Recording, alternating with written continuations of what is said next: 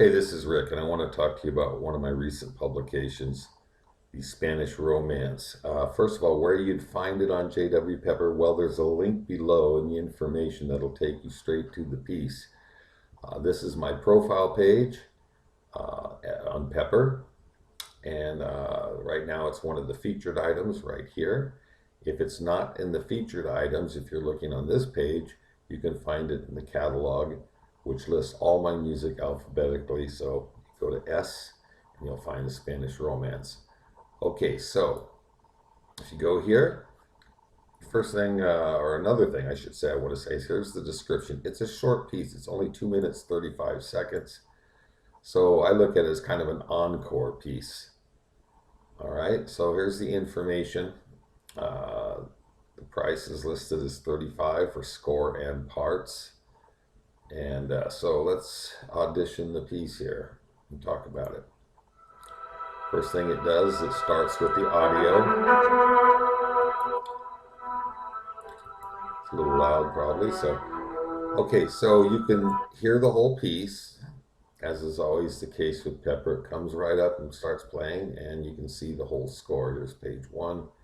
And I think this is a 7-page score. We'll just glance through. Yeah, it's 7 pages. So back to page 1. First, I'd like to talk a little bit about why I chose this piece. Guitar is my main instrument. I studied classical guitar for years and flamenco as well as jazz and other styles. It's my main instrument. I do also play piano, studied classical piano and jazz piano. But guitar is my main instrument. Grew up playing it from a young age, and I love it. My wife also plays classical guitar. She knows this piece very well. I've learned it, but she knows it better than me. So the reason I'm picking these guitar pieces is in wanting to do these, what I call transcriptional arrangements. There's just a wealth of guitar music that's somewhat untouched for other ensembles.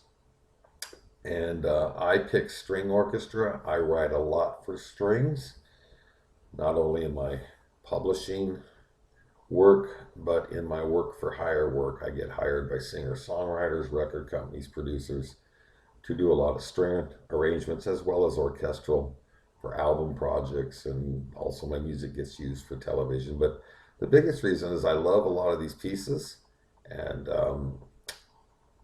I know how well loved they are. And like I say, there's just not a lot of people using these. They'll pick, a Mozart piano piece or something like that, but these are in touch. So talking about the piece here a little bit. First of all, I kept it pretty close to the original. I do change some things. I tried to keep the basic form and the harmony as the original, just reorchestrated obviously from guitar to string orchestra, and of course adding some effects. Let's talk a little bit about the harmony. Like I said, I kept what I call the macro harmony, the primary harmony, the chord progression, if you will, pretty much the same. I have little what I call micro reharmonizations. As an example right here, the Z minor goes to an E, or an implied E7, a secondary dominant, into the A minor here. So there's a little bit of that, but I didn't do a lot. Tried to keep it pretty much in line with the original style harmonically. Okay, so going through, it opens up with the cello solo accompanied by violins and viola doing tremolos. The solo continues to here, then it's picked up by solo violin. And now violins 2, viola and cello pick up the tremolo chords, voiced a little different, lowered, so forth. And I want to mention something, since probably directors in schools or churches, whatever, would be most likely to purchase this. I don't believe there's anything too hard.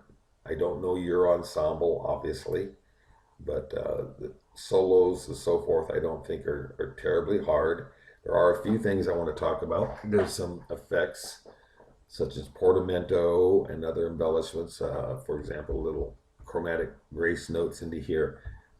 My attitude being a director myself, is that I always start with as written on the page, but I make it work for my ensemble. So certainly, if you need to drop a grace note or a portamento, or in the case of over here, the violin solo goes to double stops. If that's too difficult for your player, just the top note can be done. For that matter, things need to be taken down an octave. I say if it works, great.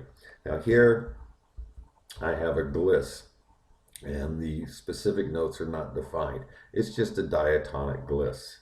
Sometimes I put diatonic up here above it.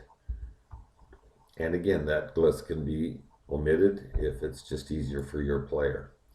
So the solo violin completes this section, and then it goes into major here, into the parallel major, if you will. And this, I took a little more liberty with some of the melodic elements from the original. Kind of, you might say, hammed up the waltz side of the piece, the lightness, the almost made it Johann Straussish, played up to the waltz part, but still it retains the basic melody. So violins 1 and 2 do this in couplings, or harmony if you want to call it that. I call it couplings. And in the lower strings, mid and lower viola, cello, double bass, accompany with pizzicato chords in the viola. Now, again, if your players, it's a little hard on the double stops for them, this can be taken to VC. Okay, so it stays in major for a little bit. There's some what I call octave displacements where the melody jumps up, like here, for example, and then jumps back down, so forth. And then there's a bigger waltzy section, that a little more rococo-ish, if you will. And then it eventually over here comes back to the re-intro with the high strings tremolo and a harmonic here, which again, if harmonic shouldn't be hard to get because it's an E, but if you want to make it a stopped note, that's fine. Returns to the cello solo as in the beginning, except this time the cello has a few measures that are totally unaccompanied, and then it picks up the accompaniment as in the beginning. And let me see here. For some reason we got a page missing. I think I know why. Let's bring it back to there, and here we go. And so the cello has the solo accompanied here, picked up by the solo violin. For some reason that disappears when I make it bigger, so let's make it smaller. All right, it's picked up here by the solo violin, and the piece concludes in back to minor, by the way. So that's basically it. I'm very happy with it. I don't publish anything that I'm not happy with, and I hope you can perform this and your players and you enjoy it. All right, thank you.